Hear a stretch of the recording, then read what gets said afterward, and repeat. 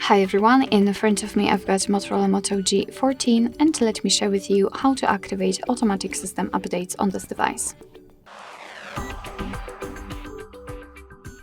So let's start with opening the settings and then we have to scroll down to the very bottom to find About Phone. Now let's scroll down again to find the build number and keep tapping on it until you'll see the information that you're in the developer mode. If you want to learn more about the developer options, simply check our tutorial about it. So after activating, let's go back and enter the system settings.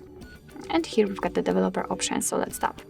Now we have to scroll down just a little bit, and as you can see here we've got this automatic system updates option.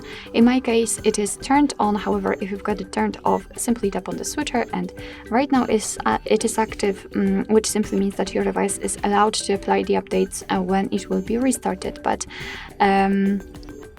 it basically means that you do not really have to do it manually, so update the device. However, remember about restarting it from time to time, so it will have a chance to actually download and update the system.